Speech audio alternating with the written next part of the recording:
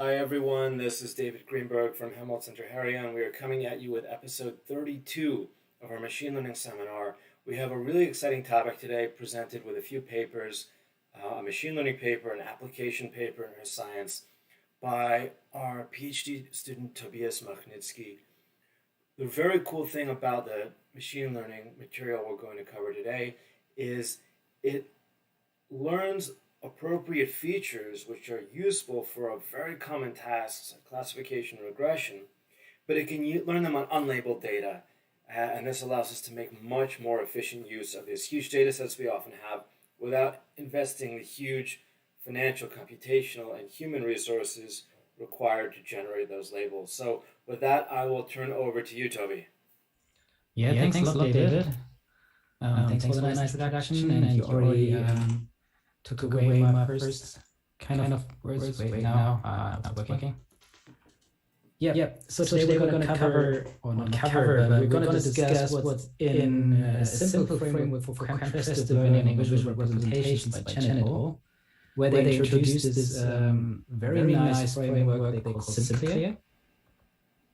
And we will also have a look at one possible application to this in system science, where they use the framework for irrigation detection in satellite images.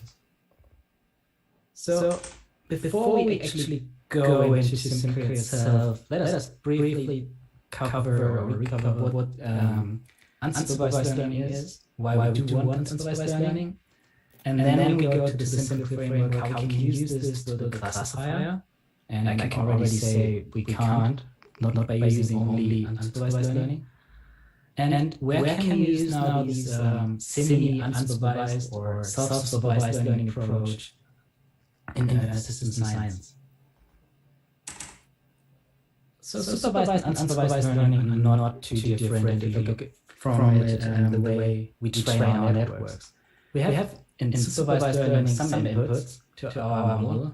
We put them in a neural network, get some predictions, compare these predictions with some targets, and then use this comparison, which we usually call loss, to update the weights of our network, and then repeat this over and over again until we say our network is good enough. We do the same for unsupervised learning. We have some inputs, put them in a neural network, get some predictions, and use the differences in the targets to update the weights of the network. So what's really different here? That's the distribution where our x and y come from. In supervised learning, we have our inputs from some distribution x, and our targets can be from some completely different distribution y. To give you some more intuitive explanation here, let's imagine x is some image of a dog. Then y could be the label, the name, dog. And these clearly come from totally different distributions. We usually don't have this in unsupervised learning. In unsupervised learning, we can only always compare to what's already here. So we only can draw targets, or usually we can only draw targets from the same distributions as our inputs. So this kind of limits the applications we can do with supervised and unsupervised learning. Supervised learning usually is used for some sort of classification, where we have something like an input as image or something else and want to predict some labels. We can do some regression where the label either is continuous or we kind of want to predict complete fields. This here is from some super resolution task we covered in some previous seminar. We can do unsupervised learning onto the clustering or dimensionality reduction. These are only a few of the examples. That's not a complete list. So what is clustering? Clustering means the network learns which inputs share common features. So it might learn that all the fishes in these images, in this data set X, have common features, right? They have eyes, they kind of probably have all some sort of blue background if they are kind of taken in the ocean.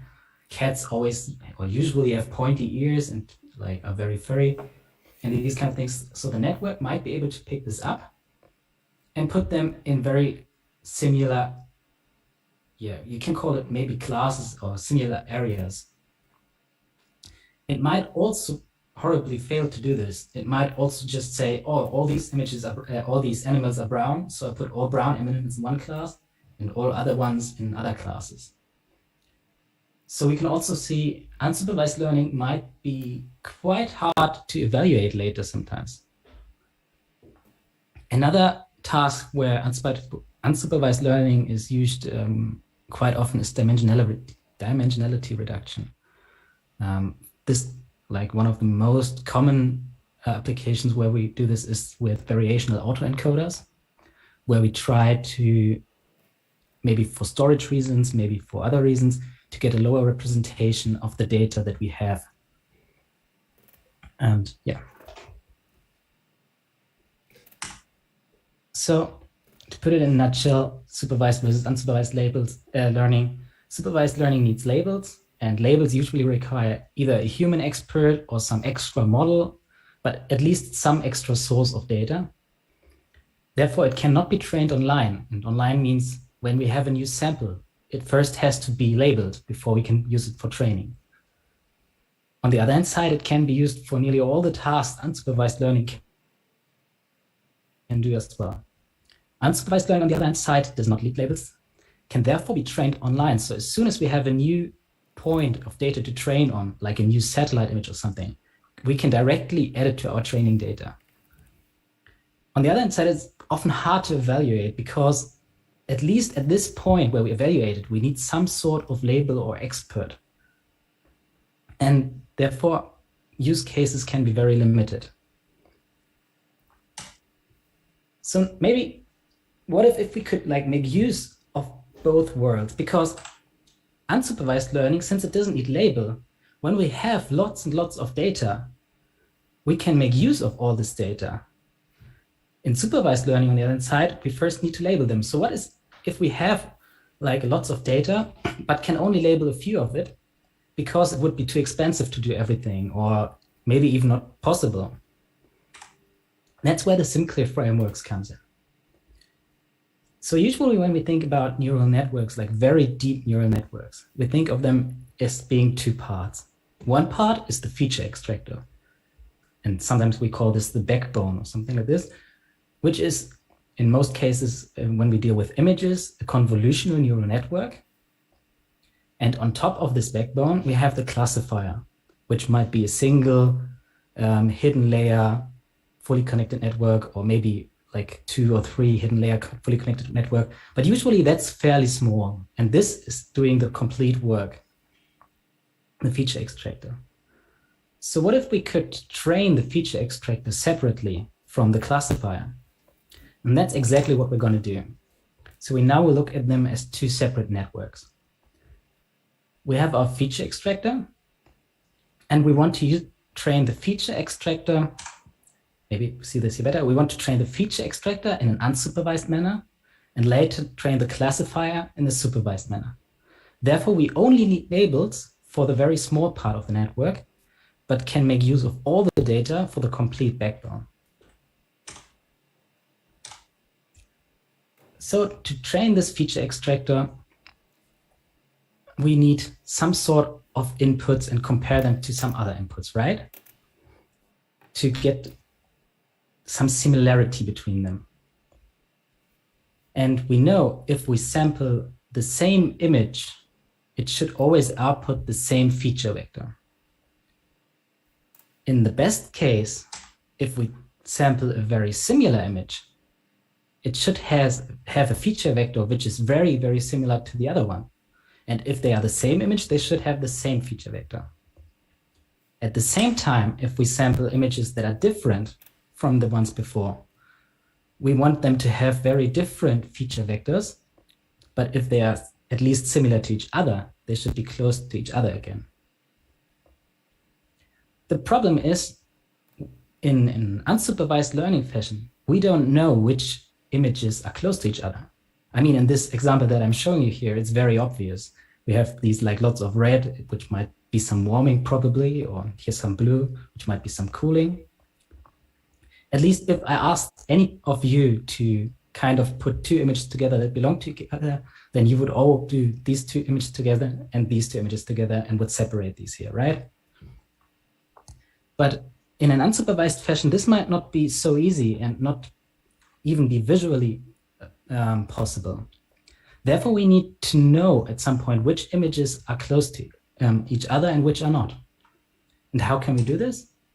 Well, we always know that if we sample the same image twice, it has to be close to itself, right? And we can just make this maybe a hypothesis. We can say, okay, if we sample the same image twice, it has to be the same feature vector.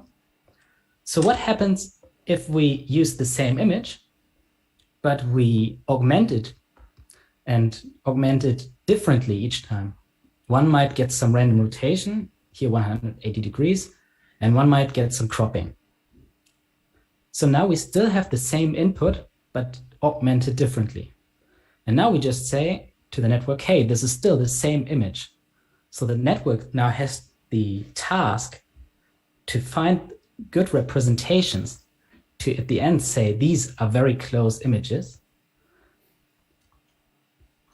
So that's now our input data. We sample the same image twice, but augment both samples independently and differently. And now we make predictions with our network, which probably shouldn't be the same, not like IRightNet here. And now we have these predictions, which are some feature vectors of the feature extractor. And now the complete, everything that's missing is how do we compare these? And that's done using the contrastive loss. And now we will spend some time on this loss because this is kind of what makes SimCLR work, this contrastive loss function. The contrastive loss function L for samples I and j should be very small if I and j are the same image, but with different augmentations. And it should be very high if they are different images, and probably different augmentations as well, because they will be random. So what you see in the denominator and the numerator in both is the sim function. And sim in this case here means just cosine similarity, which I've written down here. And maybe you are like me and these mathematical formulas kind of are not your thing. That's why I found this or created this piece of pseudocode, and we can go over it now and see what this actually does. So I didn't create this from scratch. I took a template which I found from summer school, the Neuromage Academy. So we have our loss function, and it gets in a feature vector 1 and a feature vector 2. The feature vector 1 is all the samples, like the first samples were augmented in one way, and the feature vector 2 is all the samples augmented in another way. So we know at each position where I equals j, we have the same image, but augmented differently. We also see this temperature parameter here, tau, and that's just a constant which we use for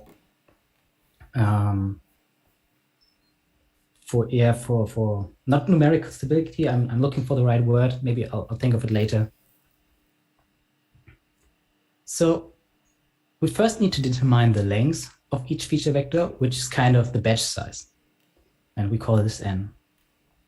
What we then do is we normalize it.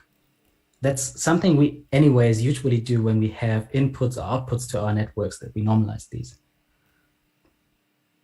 We now create one long vector from all of these features. So we have now a vector which has twice the batch size. So let's imagine we have a batch size of 16. Then this projected feature vector is now of length 32.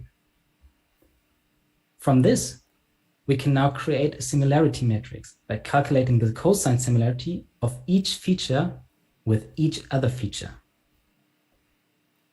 This way we have a matrix now which is 2 times the batch size by 2 times the batch size.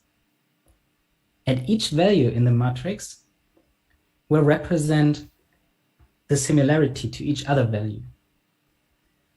Since we constructed this matrix in this very special way, we still know which features should be similar, because we concatenated here both feature vectors. So we have two off diagonals in this similarity matrix where we have the positive samples.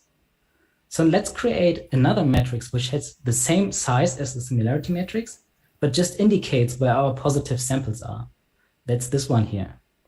Torch I creates a matrix of this size, batch size times 2, so it has the same size as similarity matrix, but it has only ones on the diagonal and zeros everywhere else.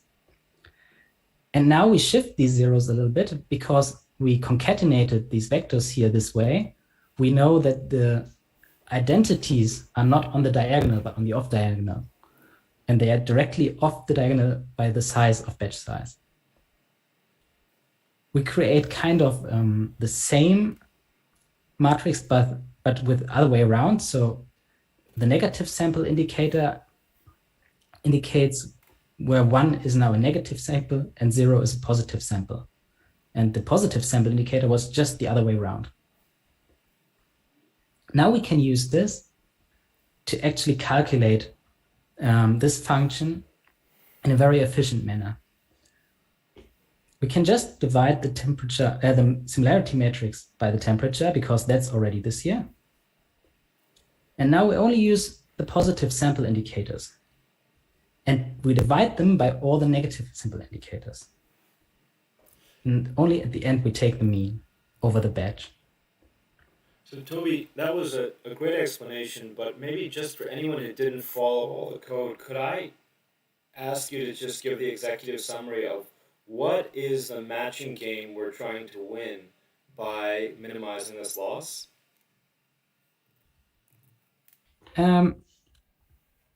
Yeah, sure. So we have two samples of each image, and we want these samples to be close to each other. So the loss should be low when they are the same sample, but differently augmented. At the same time, we want the loss to be very high when it's not the same image. And that's what we do here. We calculate the similarity, which is the cosine similarity. So it calculates kind of the angle between those feature vectors. And in the best case, they are parallel if they come from the same image. And they are orthogonal when they come from different images. So we adjust the gradients of the network to output feature vectors, which should be parallel when they are the same, and best possibly orthogonal when they are not the same. I don't know if you want to jump in here. And that was great, thanks. Yeah, I think that's basically it. Yeah. Maybe if anyone else has a question, and I think it's very natural to have questions if you're seeing this the first time, this is a great place to ask. If the intuition isn't super clear, maybe if anyone has a question before we move on in the Zoom chat or the YouTube chat. YouTube chat is, I think, a minute or two behind, so sorry, guys. But, yeah. Yeah, I would actually have a question about this, which is if you crop an image and you have part of the image that could be in one image, but it could also be another image, how do you recognize the difference between that? So let's say you have two heat maps and then they have the same temperature in a specific region, but not in other regions, and then you crop only the part where they are similar. So how would you treat this compared to the other ones? Because you would want, or logically they could be part of both images, right? Definitely, and that's a very good question. The thing is, usually that doesn't happen too often, right? So you don't need to care too much about this. The SimCLR approach, and we will see this later, only works with heaps amount of data and a lot amount of epochs. Like we have to train these networks for very, very long. So yeah, this definitely can happen if you have like a cat sitting on a green field and a dog sitting on a green field, but both times you just crop the green field. Then there's no way for the network to tell apart the cat from the dog. I totally agree. What we have to remember here, though, is that at this point, we are not doing any classification yet. We are just trying to match features of the same images. And in general, they should be like very similar if we crop random parts of dogs or random parts of cats. Does that make sense? Yeah, that makes sense. Thanks. Yeah, and then also you have the further training, right? So in that period, I could find out more about the specific features. Yeah, if you have like images with a lot of background. So maybe you have like an experiment where you photograph dogs and cats on a field, but the dog and cat itself always just is like a tiny percentage of your image. You probably wouldn't use complete random cropping for this approach then, because 90% of your images would be just green fields and there is no point in telling them apart. So one might need to think about the data augmentation to use here.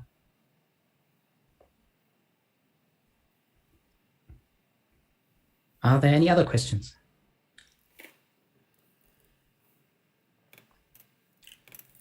Nothing from the chat. Then we might just go on.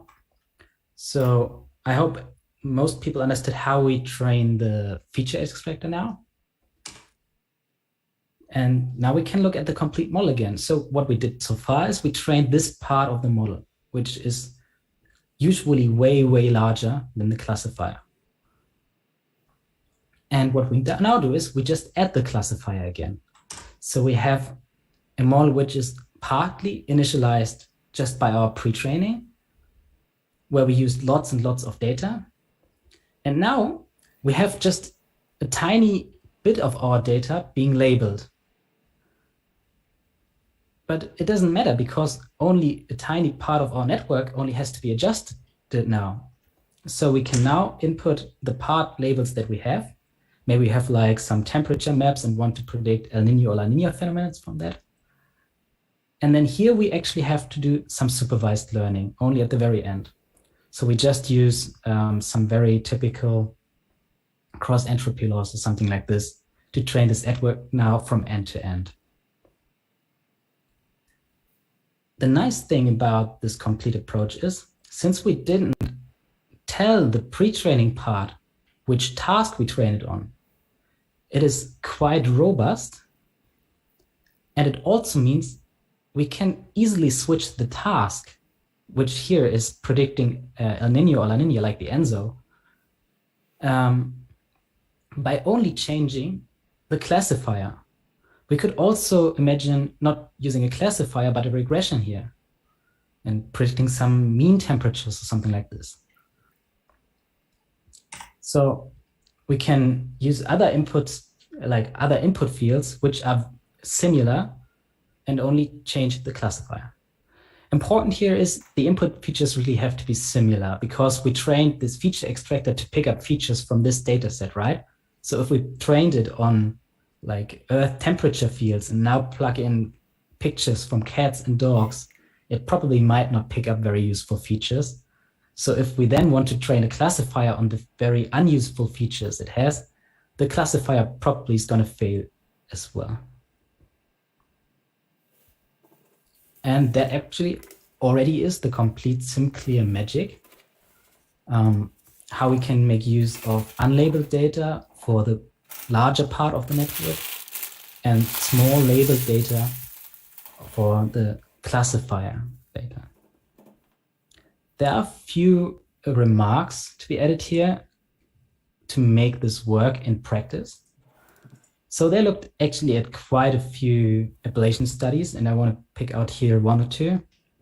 One kind of ablation study they did is about the data augmentation itself.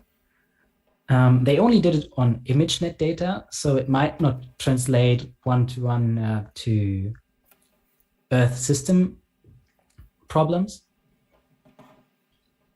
But for the ImageNet data, they found out, so they tried using original images, cropping them, and usually when you crop them, you resize them as well, so you can use them in larger batches, because in one batch, you always need the same image sizes.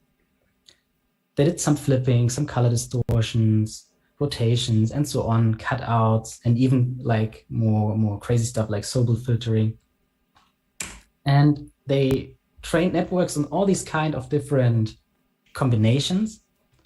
And they found out that one combination was particularly good. And that was using color adjustments and crop out. So kind of zooming in into the image, into different part of the image, and color distortions. And they even checked it against some very advanced augmentation frameworks and found out even if they used way more crazy and advanced augmentations, there was no further advantage. So they could as well just stick with cropping and color distortions. So for ImageNet, they found out that this kind of holds true.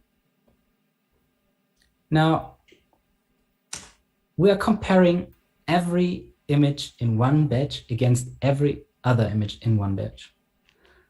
That also means that we only, we cannot compare every image to every other image in the data set. That would be like the ideal case. But these data sets are so huge that we have to use mini batches, right? That's the whole point of modern neural networks, using mini batch gradient descents and these kind of things. But we still need very, very huge batches to make this possible here. They show for batch sizes of 256, and if you compare this to batch size of 1000, there's huge differences. And it gets a little bit better the longer you train the network, and we're talking about thousands of epochs here on the ImageNet data. Then it gets kind of better. But from what we can see here, at least a batch size of 1000 seems to be necessary. And we can see from the training duration, at least I would say something like 500 to 600 epochs. So that is like a huge amount of computational resources. And David, I think at some point you kind of calculated what this could be in US dollar. Do you remember that? I think we didn't calculate it based on the amount of computation, but we looked up what they used, and I think the number was around $20,000 to $25,000 for what they did in this paper. Yeah. Of course, they only report the successful experiments, not the test runs where Yeah. they realized they had a bug. But I think it was that. I mean, you can see also from this graph, though, that it maybe didn't have to do all 1,000 epochs to get pretty good results. That's totally true. But still, it's not something you would do on your Raspberry Pi at home and get it up and running. But okay, so now we kind of learned how to do this. We kind of got to know it's quite expensive. So is it actually worth it? And from the left graph, it's actually hard to say, right? It's more a no. What we see here is on the y-axis, the top one accuracy on ImageNet. And on the y-axis, and on the x-axis, we see the number of parameters of the network. And SimCLR is one of the best networks there is. That's true. But it's only as good as the best supervised one. So why should I decide using SimCLR when I could also use just the supervised network? Well, the real advantage comes in when we have just less labeled data. And they do this study here where they used either 1% of the ImageNet data only labeled and the rest unlabeled, or 10% of the data labeled. And there we can see how big the increase is when you use the SimCLR approach. So if they use 1% only of the labels, they are still able to achieve 85% accuracy on the top 5 runs. So this is not comparable directly to this graph here because that's top 1 accuracy and that's top 5 accuracy. So don't get confused that this number is higher on 1% than this on the complete data set. But if you compare these to all the other approaches, that's actually very impressive if you just use 1% of the data and still achieve like very, very good accuracies on these models. Yeah, so at least I could find one brave group who tried this on assistant science data so far. There might be already way more, and I didn't just look long enough, so I don't want to. So one more little minor point before you go to the application, Toby, is if you look on the website, the GitHub of this stuff, of the group that's been working on this, they do offer pre-trained networks for you to download. So you don't necessarily have to do this very highly expensive training yourself if you want to work on the same data sets as they did. Of course, if someone does a different data set, like what we're about to see in the application, then of course it'd be very nice if they shared the networks for people to download as well. Yeah, definitely. But that's always going to be a problem if you're not working on some standardized or commonly available data set, right? As soon as you have your own data set recorded from some new instrument or something, then probably there is no pre-trained version of that available. That's true. Although if I remember right, correct me if I'm wrong, from this paper, they did some transfer learning experiments, right? Where they did SimCLR on one data set and then tested it on another. Maybe not a radically different one. Like it was still, cats, dogs, houses, rooms. They didn't suddenly start looking at, pressure fields. But yeah, that's what I mean. Yeah.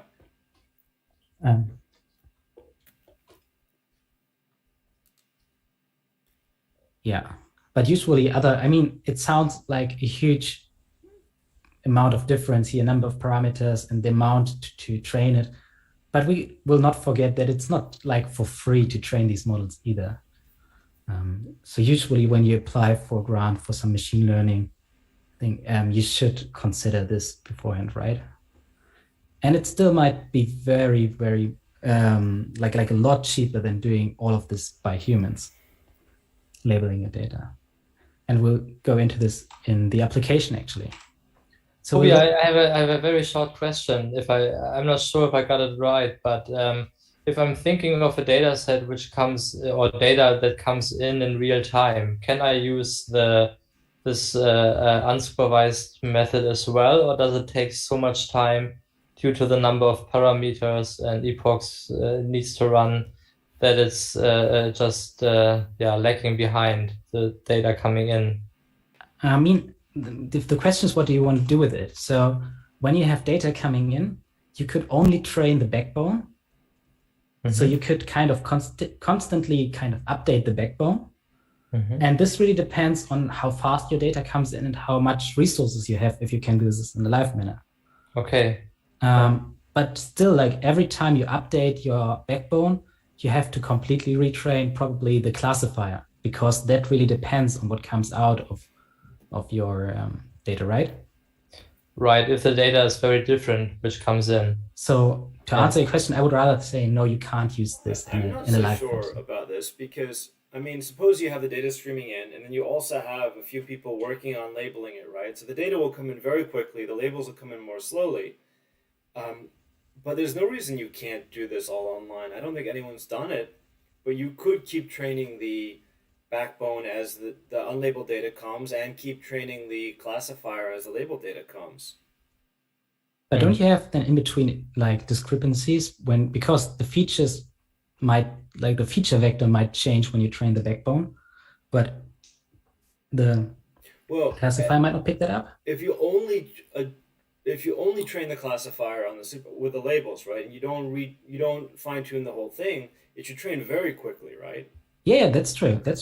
But that's not in live manner, because then you need the labels, and when you need labels, then usually it's not live anymore, because someone before it gets into the network needs to label the data. I guess that's true. A question of what do we mean by live? And maybe if it takes you 15 minutes to train the classifier, that's 15 minutes behind real time. I guess it depends what's acceptable, class. Yeah, right. And it depends also how often the labels or the data is changing in a way that it's affecting the accuracy, right? So at some point, one person could sit there and create new labels if new data is coming in, and then run it again. Yeah, right. Yeah. Okay, thanks. Yeah, thanks for the question. Any more before we go into the application?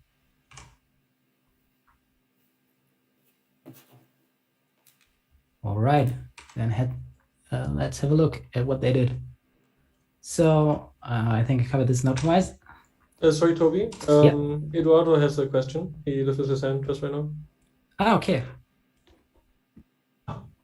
Yeah, can you hear me? Yes. Yeah, I have a short question.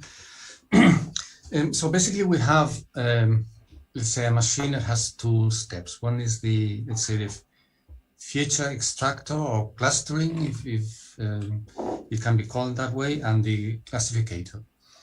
I was wondering, or I'm thinking that this machine is not using all the information that we have, and perhaps it could be set up in a more efficient way. And my question goes in that, precisely in that direction. So we know that we have the information of the labeled samples, perhaps 1% of all samples. And we want to achieve that actually the samples that belong to different labels are clustered in a different cluster. In that sense, so we would be able perhaps to use that information of the labels that we already know into the clustering step, or to select the features that are more optimal, maybe perhaps not totally optimal, but more optimal than just a blind clustering algorithm. That's against, oh, sorry.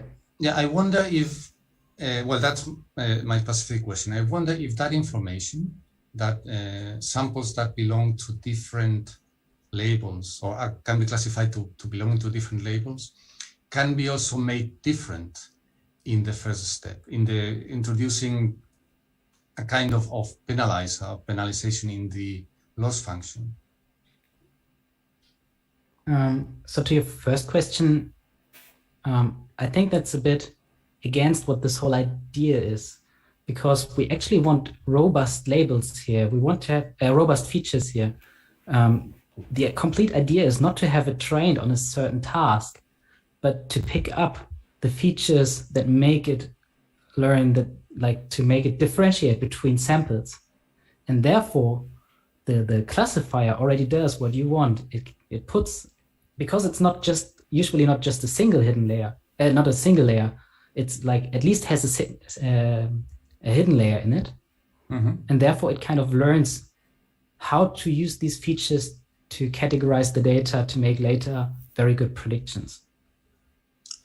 Well, I'm not sure that I agree with that. So let me pose the following example. So we have, let's say, two pictures showing the global temperature, for instance, like the ones that they're showing here. And we know that some is using, well, it's displaying El Niño pattern, and the other one La Niña pattern. And we really would like to, at the end, classify all the pictures that we have in just these two classes, two groups. Yeah. So actually, we're interested that all the pictures that are labeled, that we know are labeled correctly, and that displaying La Niña pattern, they land in the same cluster. They show the same features, and the one that we know belong to the El Niño pattern actually land in a different cluster. So that type of information, we are not using that with the current setup. And no, we can't. I mean, then you would have to have this information beforehand, and then you could only make use of the labeled data again, right? The idea is we can make use of data where we actually have no clue what it is about. So yeah, well, but I mean, in 1% of the samples, you have the label. And the question is if just we could include that information on the 1% of the samples that we have already in the first step. I would just maybe add here that it might help to think about the dimension of these feature spaces. We're talking about extracting features, right? Even if we're only interested in 2 or 10 classes, these feature vectors we're establishing tend to have 1,000 or 2,000 dimensions. And it's really trying to take the essence of the data, which may be, hundreds of thousands or millions of variables in an image, and distill it down to a small number of variables for a later stage. So it's getting this description, which is not a clustering in itself. There aren't really clusters. You can do clustering based on those features. And there was a supplementary figure. I don't know if you want to pull this up, Toby, but there was a supplementary figure in the paper where they compared the clustering based on supervised learning versus the clustering based on the features learned automatically here, and they found that the labels corresponded better to different clusters when you did the SimCLR approach, which I think doesn't fully address your criticism. the argument would be that in practice, if you have enough data, you'll learn all the information you need. The other way of addressing this is that we have kind of touched on just a little bit is once you've trained these features, this backbone, you have two options, right? One, you can keep these features frozen, and then you just train a classifier to map from these features to your target labels like El Nino and La Nina. The other option is you take the backbone you've established from the unlabeled data, but you continue tuning it based on the labels. And in that way, all of the label information will eventually be taken into account to adjust every free variable of the neural network. It won't do it in the very first stage, but it does seem to have the same effect. Yeah. Well, okay. So if I interpret correctly, your answer would be that in practice it works. Yes, in practice it works, and in practice there's ways of incorporating those labels.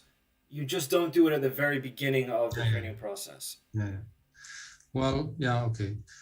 What I actually was afraid of is that if in the first step already you find, so assuming that you are targeting, let's say, the identification of 5 features, just to name a number, and well, you see already that samples with let's say a different label from the label samples already are being classified in the same with the same features. You know that classification or that clustering is not going to work before you start the, let's say, the training of the classification.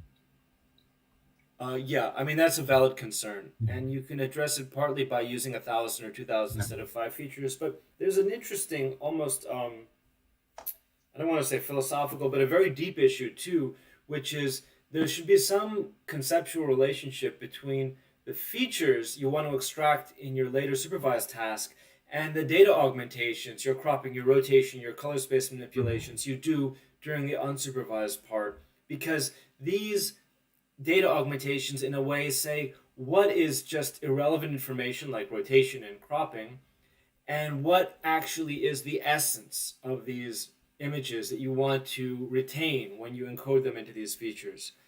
So I think depending on your task, you want to choose those data augmentations so that the right information is kept and the right information is lost. Okay. I think, yeah, Kubi and I discussed this already a little bit, where I tried to explain this with these like cats and dogs on a field example, and most of the image is actually not cats and dogs, but the field itself. Then, yeah. Yeah. Okay, well, thank you. Yeah. I mean, I think, but Eduardo, your point is very well taken in that also this approach is fairly new. It hasn't been tried on so many different data sets and tasks, and the concerns you have may be real limitations that may have to be overcome when we come to certain tasks and data sets. Okay. Yeah, thanks a lot for the input, actually. Yeah. I didn't even thought about it.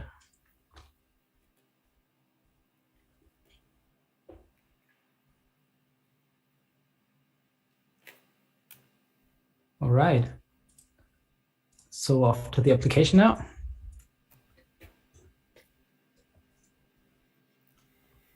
Okay, so what are we trying to do here? We're trying to do irrigation detection from satellite images. And what does it mean? So detecting irrigation is critical to understand water usage. And water usage, we have like at least one labeled data set in Big EarthNet. And that is a labeled data set of satellite data, which is produced by the ESA, European Space Agency. And only to label like very few of these satellite images is so hard and requires so much experts that it actually costs millions of dollars. And still, the labeled data that we have usually is from developed countries. But where we are most interested in these detecting irrigation is in undeveloped countries. So can we now use SimCLR to help us with this problem?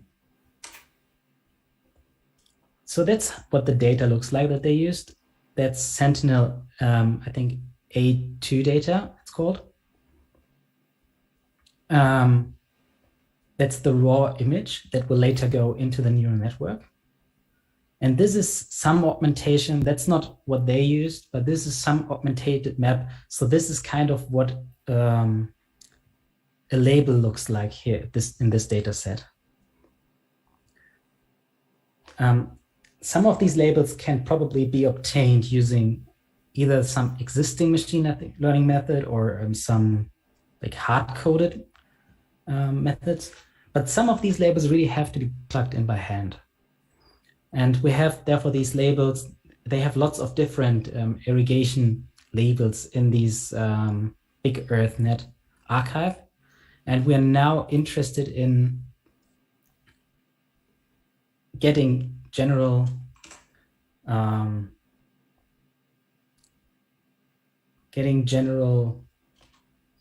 irrigation out of such satellite images. So they used SimCLR, and they used even a new version of SimCLR, SimCLR 2, which I'm not going to cover here. Sorry. Which we don't cover here. And what they did is they just plugged in all the satellite data they had, again, like we've shown before, to learn the features from that, train their backbone, which is a huge ResNet, and then used the very few labels they had out of this big EarthNet and trained it on the labels. And again, they achieved very decent results using this. We can see scores compared to supervised learning here, especially the red and purple colors. I hope you can see that. So the SimCLR approach achieves roughly 80%, like that's not percent, it's F1 scores. While supervised learning usually, I'm so sorry, usually achieves way less percentage.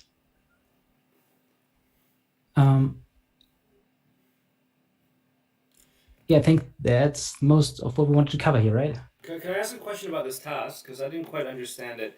It's a classification task, not a segmentation task, right? They're not trying to label each pixel. They're trying to label a whole image, right? That's I'm not quite sure about. I think you're right, yes. So that's, I think, what this is about here. Right. You have these complete images, like these tiles, and you try to say if this complete tile, has one label. So these are the size of the tiles going in. You're not trying to work on a whole giant image like on the left. It's these little squares on the right. I see. I'm far from a hydrologist. I'm wondering what you're supposed to see in the middle left image in figure 1 to see that's permanently irrigated land, whereas on the right it's non-irrigated. But I guess there's something that gives you a clue if you look hard enough. Yeah.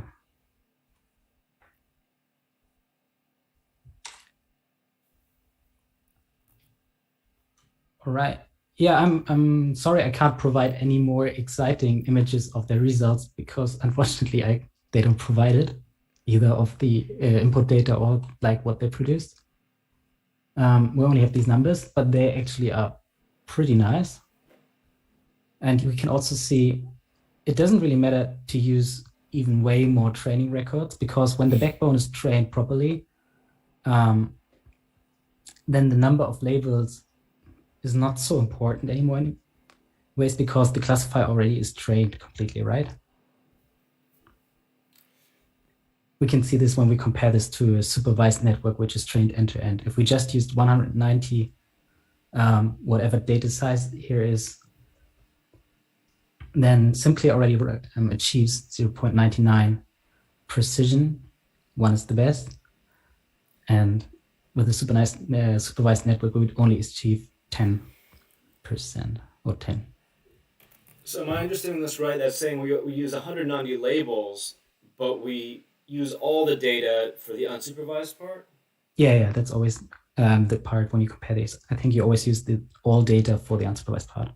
So the message I'm getting here is that they don't have enough labels to effectively train as supervised, but by doing it with SimCLR, they're able to get almost, well, perfect precision in a binary balanced task means almost perfect results, right?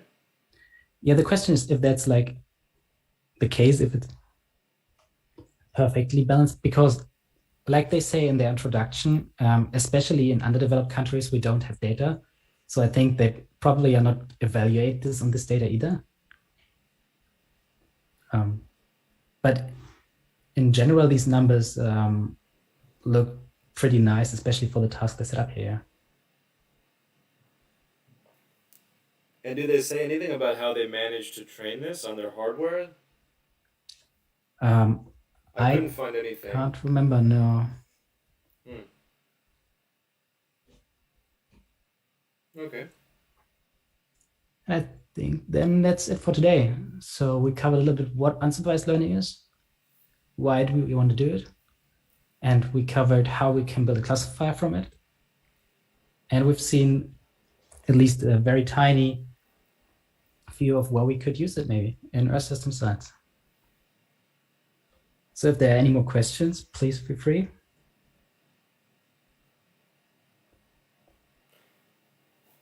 Thanks a lot, Toby. Anything from the chat? So far, there's nothing in the chat. I think this is a great paper. There's this famous quote.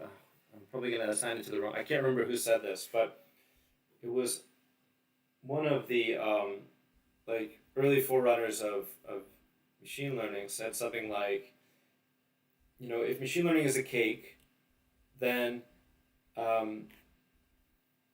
unsupervised learning is the inside of the cake, reinforcement learning is the icing, and supervised learning is the cherry on top. So there's a lot more for us to figure out, and I think this field is really in its infancy still and just starting to do some very cool things. I think it's very interesting for people who think about machine learning as a model for biological learning, because the way we learn is much less supervised. Nobody's giving us all these labels when we figure out the world.